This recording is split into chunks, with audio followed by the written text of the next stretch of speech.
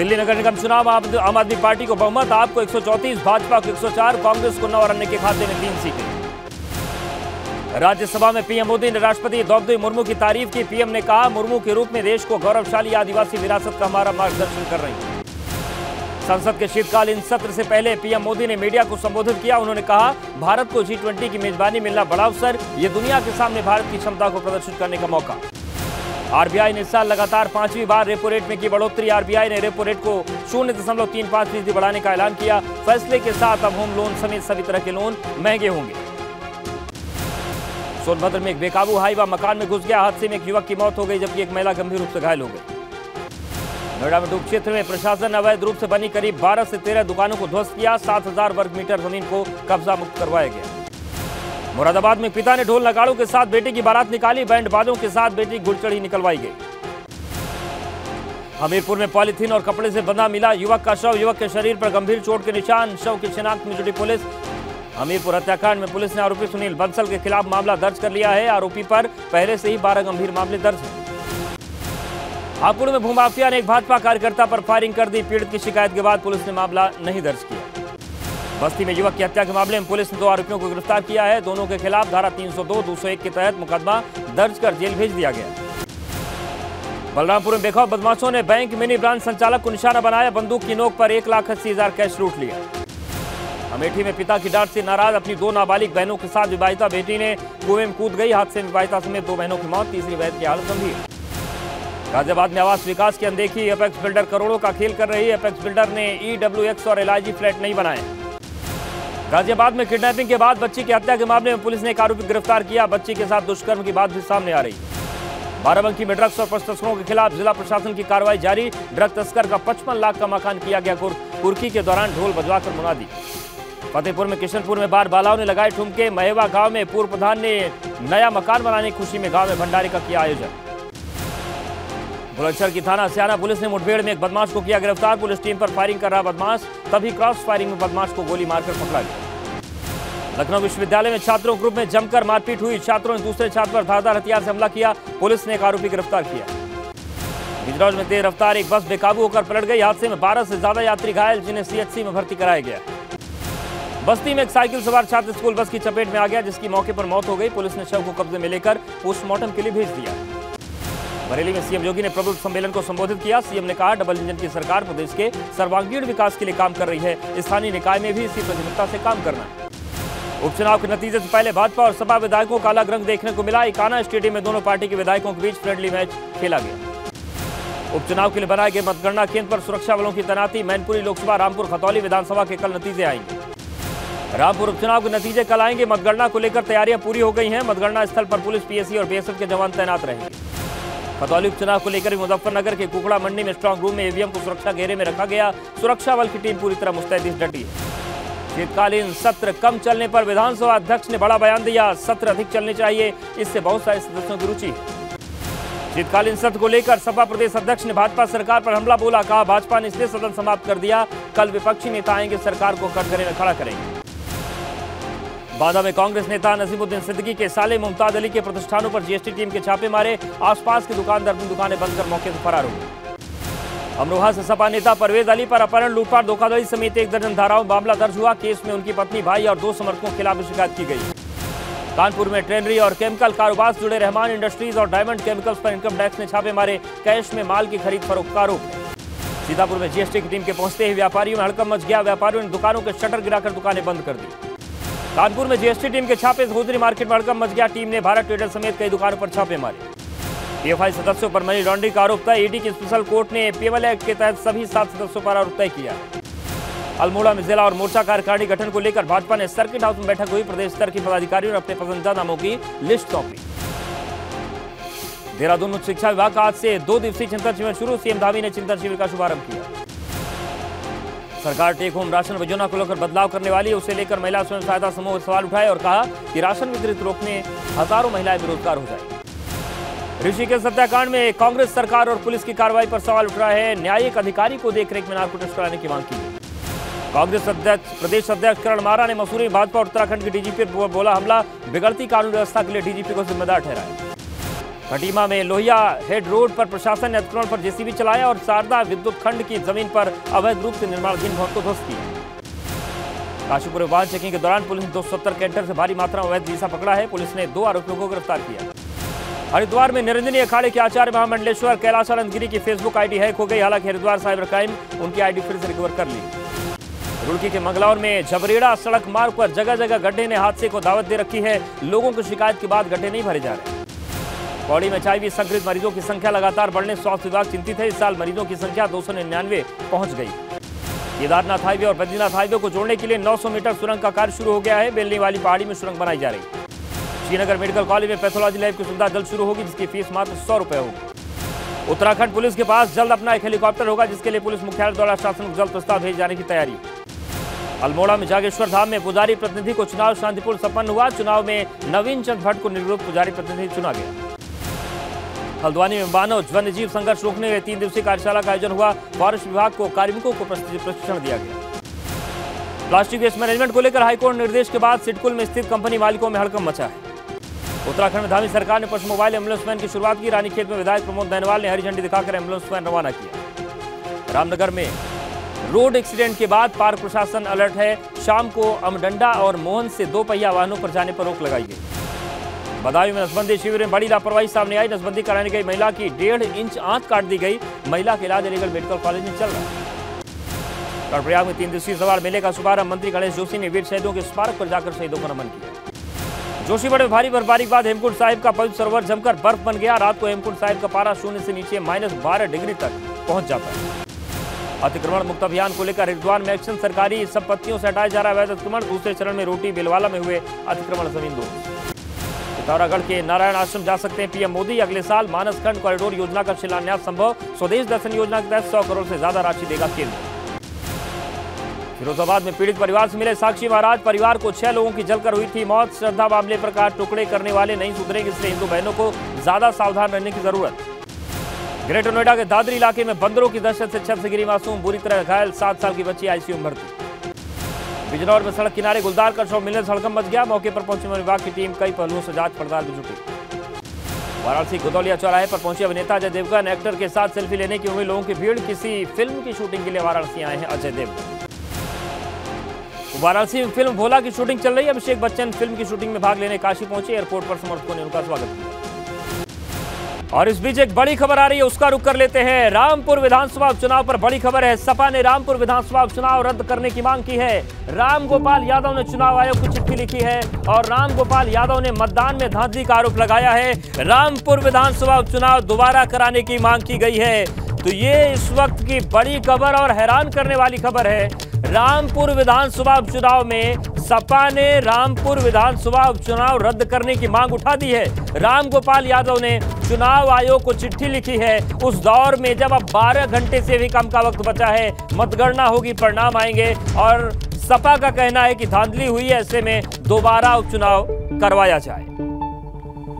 कल यूपी के 3 सीटों पर उपचुनाव के नतीजे आने वाले हैं। जैसे जैसे वक्त बीत रहा है सियासी सरगर्मियां बढ़ती जा रही हैं। गुरुवार को रामपुर, मैनपुरी और खतौली का बाजीगर कौन होगा ये साफ हो जाएगा, लेकिन नतीजों से पहले समाजवादी पार्टी में सरगर्मी बढ़ चुकी है।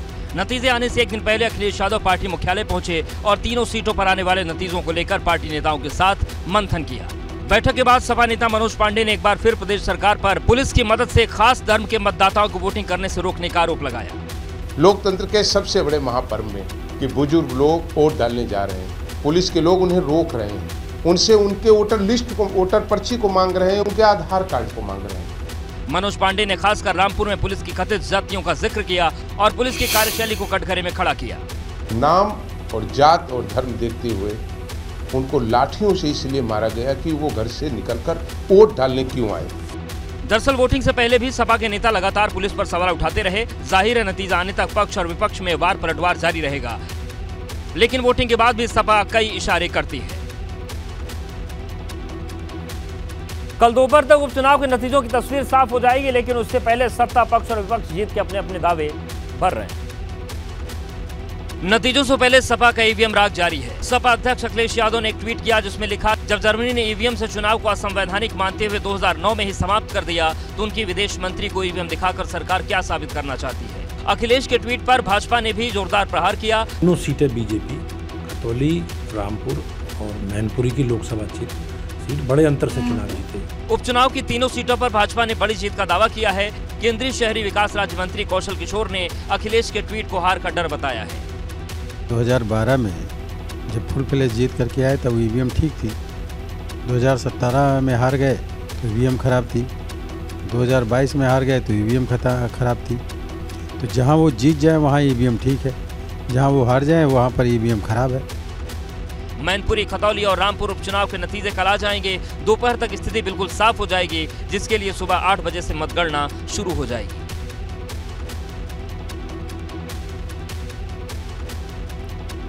उपचुनाव के नतीजों से पहले सपा और भाजपा में तलवारें खिंच चुकी हैं। इस बीच ओम प्रकाश राजभर के तल्ख बयानों ने सियासत की तासीर को और गरमा दिया है। 3 सीटों पर हुए उपचुनाव के नतीजों से पहले ओम प्रकाश राजभर ने अखिलेश यादव पर जबरदस्त प्रहार किया और कहा कि आज सपा की जो संख्या विधानसभा में दिख रही हो उनकी पार्टी के कारण ही है। कौन सा काम कर दिया, धीरे धीरे 6 साल से तो सत्ता से बाहर हैं। पिछली बार 47 इतना काम किया था, 5 साल की 47 रह गए। राजभर ने सपा के ईवीएम राग पर निशाना साधा और कहा कि ईवीएम घोटाला हुआ तो 125 सीटों पर क्यों नहीं हुआ। अखिलेश जी आरोप लगाते थे कि ईवीएम की घोटाला हो गया। ठीक है, ईवीएम घोटाला हो गया तो 125 सीटों पे ईवीएम घोटाला क्यों नहीं हुआ। ओम प्रकाश राजभर यहीं नहीं रुके। उन्होंने रामपुर लोकसभा गोला उपचुनाव के हार का हवाला देते हुए कहा कि उन चुनाव में अखिलेश नहीं गए, लेकिन जब पत्नी खड़ी हुई तो खुद मैदान में डट गए। भाई धर्मेंद्र यादव आजमगढ़ लड़ा, वहाँ तो नहीं निकले, गढ़ चला गया। रामपुर गढ़ था, नहीं गए, चला गया। गोला नहीं गए, चला गया। और वहाँ पत्नी चुनाव लड़ रही थी, डिम्पल यादव जी, तो मजबूरी थी निकलना। जाहिर है राजभर की मौजूदा राजनीति का फलसफा भाजपा के नजदीक ज्यादा नजर आ रहा है। करीब 12 घंटे के बाद यूपी में 3 सीटों पर उपचुनाव के नतीजे घोषित हो जाएंगे। ईवीएम के खुलते ही उम्मीदवारों की किस्मत तय हो जाएगी। कल सुबह 8 बजे से मतगणना शुरू हो जाएगी। उत्तर प्रदेश में मैनपुरी लोकसभा चुनाव में विरासत की जंग है। रामपुर में आजम खान के गढ़ की चुनौती है। वहीं मुजफ्फरनगर जिले के खतौली विधानसभा उपचुनाव के नतीजे 24 की जंग से पहले बड़ा संदेश देने वाले, लिहाजा मतगणना की तैयारियां पूरी हैं। मैनपुरी में ईवीएम को आगरा रोड स्थित नवीन मंडी में रखा गया है। चारों तरफ पुलिस की पहरेदारी है। स्ट्रांग रूम के बाहर सीसीटीवी कैमरे भी लगाए गए हैं। व्यापक सुरक्षा व्यवस्था सुनिश्चित कराई गई है। ईवीएम को केंद्रीय अर्धसैनिक बलों के सुरक्षा में रखा गया है। उधर रामपुर और मुजफ्फरनगर के खतौली में भी मतगणना की तैयारियां पूरी हैं। ईवीएम को कड़ी निगरानी में रखा गया है। मतगणना स्थल पर पुलिस, पीएसी और बीएसएफ के जवान तैनात रहेंगे। किस तरीके से आप देखिए, पुलिस और पीएसी के जवान पूरी मुस्तैदी से यहाँ पर डटे हुए हैं। वहीं मतगणना को लेकर एबीपी गंगा के रिपोर्टर भी मैनपुरी, रामपुर और खतौली में मौजूद हैं। काउंटिंग सेंटर से लेकर राजनीति के गलियारों की हर तस्वीर एबीपी गंगा पर सबसे पहले आपको देखने को मिलेगी। कल सुबह 6 बजे से एबीपी गंगा पर लगातार मतगणना पर महा कवरेज है। सबसे तेज नतीजे मतलब एबीपी गंगा। और चलिए एक बार फिर से उत्तर प्रदेश की खबरों का रुख करते हैं। Bill and Melinda Gates foundation के सह संस्थापक मेलिंडा गेट्स आज लखनऊ में थीं, जहां उन्होंने उत्तर प्रदेश के मुख्यमंत्री से मुलाकात की। और महिला सशक्तिकरण के प्रयासों से अभिभूत मेलिंडा गेट्स ने मुख्यमंत्री योगी आदित्यनाथ की नीतियों की सराहना की। साथ ही यूपी में पोषण मिशन की सफलता पर चर्चा करते हुए महिला स्वयंसेवी समूहों की भूमिका को सराहा। मुलाकात के बाद मेलिंडा गेट्स का एक बयान भी आया, जिसमें उन्होंने कोविड प्रबंधन और इंसेफेलाइटिस पर यूपी सरकार की तारीफ की। कोरोना और इंसेफेलाइटिस पर नियंत्रण के लिए यूपी ने जैसा काम किया है वो एक अनुकरणीय मॉडल है। इतनी बड़ी और सघन आबादी के बीच वैक्सीनेशन का जैसा काम हुआ, उससे दुनिया को सीखना चाहिए। के द्वारा पूरा उत्तर प्रदेश की हर विधानसभा का डेटा बनाया गया है। तो हमारी आपस में बातचीत हुई है। मैंने कहा कि हम अपने इलेक्टेड रिप्रेजेंटेटिव्स को, माननीय विधायकों को कैसे उसके साथ जोड़ सकते हैं, क्योंकि ग्राउंड रियलिटी से जितना जनप्रतिनिधि जुड़ा हुआ होता है, शायद अन्य कोई व्यक्ति उतना जुड़ा हुआ नहीं होता। इसके पहले उत्तर प्रदेश विधानसभा अध्यक्ष सतीश महाना ने मेलिंडा गेट्स को यूपी विधानसभा दिखाई, गलियारे में तस्वीरों को देखा और अंदर कैसे कार्रवाई होती है इसे विस्तार से बताया। सपा विधायक इरफान सोलंकी की मुश्किलें लगातार बढ़ती जा रही हैं। सपा विधायक इरफान सोलंकी के खिलाफ एक और केस दर्ज हो गया है। इरफान सोलंकी और उनके भाई रिजवान सोलंकी फिलहाल जेल में हैं, लेकिन मुश्किलें कम होने का नाम नहीं ले रही हैं। नया मामला कानपुर में भाजपा नेता अनुभव चक की शिकायत पर किया गया है, जिसके बाद कमिश्नर बीपी जोगधन ने कार्रवाई की बात कही है। मरीजों की जान गई थी, उनकी जान के कारक को दंडित करने की आवश्यकता है। इस वजह से मैं ये जांच दोबारा रीओपन करवाने की मांग को लेकर आज कानपुर पुलिस आयुक्त के पास आया हूँ। उस घटनाओं के कारण या उन घटनाओं के बाद जो भय व्याप्त है, जो अन्याय हुआ है, उसका जिक्र किया गया है। दरअसल मामला 2014 में हुए कानपुर मेडिकल कॉलेज कांड का है। 2014 के इस मामले की दोबारा जांच की मांग की गई है। फिलहाल इरफान सोलंकी और उनके भाई रिजवान सोलंकी जेल में बंद हैं। दोनों भाइयों पर जाजमऊ में बुजुर्ग महिला का घर जलाने और धमकाने का आरोप है। वहीं समाजवादी पार्टी का आरोप है कि इरफान सोलंकी को फंसाने की साजिश रची जा रही है। पर देख ली, आज तक उसमें कोई गवाह नहीं है जिसने देखा हो इरफान सोलंकी वहाँ पर थे या नहीं थे। सपा विधायक के खिलाफ पुलिस का शिकंजा कसने के बाद शिकायतों की झड़ी लग गई है। मनी लॉन्ड्रिंग मामले में अंसारी एंड फैमिली की मुश्किलें लगातार बढ़ती जा रही। ईडी ने मुख्तार अंसारी की पत्नी के खिलाफ लुकआउट नोटिस जारी कर दिया। मुख्तार अंसारी की पत्नी अफशान अंसारी पर अब गिरफ्तारी की तलवार लटक गई है। दरअसल प्रवर्तन निदेशालय ने अफशान अंसारी को रिमाइंडर नोटिस भेजा है। ईडी ने ये नोटिस मनी लॉन्ड्रिंग मामले में बयान दर्ज कराने के लिए भेजा है। पहले भी नोटिस जारी किया गया था, लेकिन अफशान अंसारी ईडी दफ्तर नहीं पहुंची, जिसके बाद अब अफशान अंसारी को रिमाइंडर नोटिस भेजा गया है। दूसरे नोटिस के बाद भी अगर ईडी के दफ्तर पर अफशान अंसारी नहीं पहुंची तो ईडी अफशान अंसारी की गिरफ्तारी भी कर सकती है। ईडी मुख्तार के विधायक बेटे अब्बास अंसारी और साले शर्जील रजा को पहले ही गिरफ्तार कर चुकी है। वहीं मुख्तार के सांसद भाई अफजाल अंसारी समेत परिवार के कई लोगों से पूछताछ हो चुकी है। ईडी ने अब रिमाइंडर नोटिस जारी किया है और ईडी के सूत्रों का दावा है कि अगर अफशान अंसारी इस बार भी बयान दर्ज कराने के लिए नहीं पहुंचती हैं तो ईडी की टीम उन्हें गिरफ्तार करने की कोशिश कर सकती है। मुख्तार के परिवार पर लगातार शिकंजा कसता जा रहा है। अब पत्नी के खिलाफ लुकआउट नोटिस जारी होने के बाद परिवार की मुश्किलें और बढ़ने वाली हैं। प्रयागराज की एक दुल्हन जिनका आज ही निकाह होना है, उन्हें सीएम योगी ने एक बड़ा तोहफा दिया है। प्रयागराज में धूमनगंज इलाके में नई बनी सड़क की कहानी बहुत अनोखी है। दरअसल संगम नगरी की बेटी नुकुश फातिमा ने ट्वीट कर सीएम योगी से अपने निकाह में आने का निमंत्रण दिया था और गंदगी हटाने और सड़क बनाने की अपील की थी। नुकुश फातिमा की खबर पर एबीपी गंगा पर दिखाए जाने के बाद इस पर एक्शन हुआ। प्रशासन ने नुकुश फातिमा की शादी से पहले उनके घर के सामने लगभग 200 मीटर की खराब सड़क बनवा दी है। गंदगी भी साफ कर दी गई ताकि शादी में आने वाले मेहमानों को किसी प्रकार की असुविधा का सामना न करना पड़े। 2 दिन पहले ही नुकुश के परिवार को सरकारी अधिकारियों को फोन आया। अफसरों की टीम उनके घर पहुंची, तुरंत मुआयना हुआ और रातों रात पक्की सड़क बना दी गई। मुख्यमंत्री कार्यालय से मिले निर्देश के बाद प्रयागराज के सरकारी अमले ने नुकुश फातिमा के घर के बाहर की खराब पड़ी जो सड़क थी उसको ठीक करा दिया है। दुल्हन का परिवार सड़क बनाए जाने से बेहद खुश है और सीएम योगी आदित्यनाथ को धन्यवाद दे रहा है। उन्होंने बेटी का पत्र का संज्ञान लेते हुए आदेश किया होगा और रातों रात हमारी सड़क बनी, उसका दिल से आभार। दुल्हन के परिवार वालों को पूरी उम्मीद है कि सीएम योगी आदित्यनाथ उनकी बेटी को आशीर्वाद देने जरूर आएंगे। चलिए देखते हैं उत्तराखंड का घड़ी घड़ी घमासान। धारचूला में भारत नेपाल सीमा पर तनाव जारी है, जिसको लेकर दोनों देशों के अधिकारियों के बीच बैठक हुई।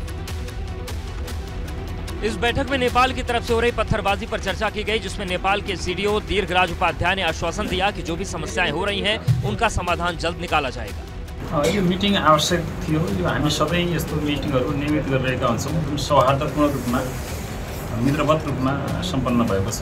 तो नेपाल की एक समन्वय समिति की बैठक हुई थी। फास्ट कुछ इंसिडेंट हुए थे 2-3 दिन पहले, उसमें उसी से रिगार्डिंग ये बैठक की गई थी। तो उसमें जो हम लोगों ने बताया कि जो कन्फ्यूज़न है, हम लोग यहाँ पे चेक डैम एक तटबंध बना रहे हैं, उसकी वजह से नेपाल की जनता को कुछ कन्फ्यूज़न हुआ है। तो आज हम लोगों ने बैठक में उनकी कन्फ्यूज़न को दूर किया है कि हम लोग जो तटबंध बना रहे हैं वो हम लोग अपने साइड ही बना रहे हैं। इस बैठक के बाद धारचूला में तटबंध के काम को फिर से शुरू कर दिया गया है। दरअसल भारत की तरफ से काली नदी में तटबंध का निर्माण किया जा रहा है। कंस्ट्रक्शन साइट पर नेपाल की तरफ से लोगों ने पत्थरबाजी की थी, जिसमें कई मजदूर घायल हुए थे। लिहाजा इस मामले में दोनों देशों के आलाधिकारियों ने धारचूला के तपोवन में बैठक की। उम्मीद है कि इस मामले को जल्द सुलझा लिया जाएगा। सिखों के सबसे बड़े तीर्थ स्थल श्री हेमकुंड साहिब के कपाट बंद हो चुके हैं, लेकिन वहां पर बर्फबारी के बाद पवित्र सरोवर जम गया है। ये तस्वीरें जोशीमठ में 15,225 फीट पर स्थित श्री हेमकुंड साहिब की हैं, जहां भारी बर्फबारी के बाद चोटियों ने सफेद चादर ओढ़ ली है। रात के वक्त श्री हेमकुंड साहिब का पारा 0 से नीचे -12 डिग्री तक लुढ़क जाता है, जिसकी वजह से यहाँ का पवित्र सरोवर भी जमकर बर्फ बन गया है। यहाँ झील, नदी सब जम चुके हैं। -, डिग्री टेम्परेचर चल रहा है और श्री हेमकुंड साहिब जी के चौगिरदे में पूरी तरह बर्फ पड़ी हुई है और जो पवित्र सरोवर है, कुंड है, वो पूरी तरह से जमा हुआ है। 15,225 फीट की ऊंचाई पर मौजूद इस तीर्थ स्थल के चारों ओर बर्फ ही बर्फ दिखाई दे रही है। बर्फ की मोटी परत से घिरे सरोवर की ये तस्वीरें बेहद मनमोहक हैं। सिख धर्म के 10वें गुरु गोविंद सिंह जी की पवित्र तपस्थली पूरी तरह बर्फ के आगोश में है। 10 अक्टूबर को श्री हेमकुंड साहिब के कपाट बंद हो गए थे।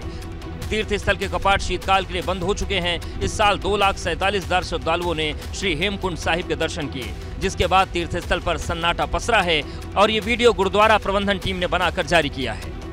दिल्ली नगर निगम चुनाव यानी एमसीडी में आम आदमी पार्टी ने शानदार प्रदर्शन करते हुए बहुमत हासिल कर लिया है। दिल्ली नगर निगम में पिछले 15 साल से भाजपा काबिज थी, लेकिन इस बार आम आदमी पार्टी ने शानदार जीत दर्ज की। भाजपा दूसरे नंबर पर रही, जबकि कांग्रेस को तीसरे पायदान से संतोष करना पड़ा। एमसीडी के 250 वार्ड में आम आदमी पार्टी को 134, भाजपा को 104, कांग्रेस को 9 और निर्दलीय के खाते में 3 सीटें आई हैं। दिल्ली के नगर निगम चुनाव में भले ही भाजपा पिछड़ गई, लेकिन भाजपा ने न सिर्फ अपना पिछला वोट बेस बचाए रखा, बल्कि इसमें इजाफा ही हुआ है। दूसरी तरफ सत्ताधारी आम आदमी पार्टी को 86 सीटों का फायदा हुआ। आम आदमी पार्टी को 2017 के मुकाबले 17% वोट शेयर का फायदा हुआ है। पिछड़ने के बावजूद भाजपा का भी वोट प्रतिशत बढ़ा है, जबकि कांग्रेस को 21 सीटों का नुकसान हुआ। पार्टी का वोट शेयर 11.68% रहा। वो दहाई का आंकड़ा भी पार नहीं कर पाई। आपकी जीत के साथ ही 15 साल बाद एमसीडी में भाजपा की विदाई हो गई है। हालांकि भाजपा नेता अमित मालवीय ने ट्वीट कर मेयर की कुर्सी पर दावा ठोक दिया है।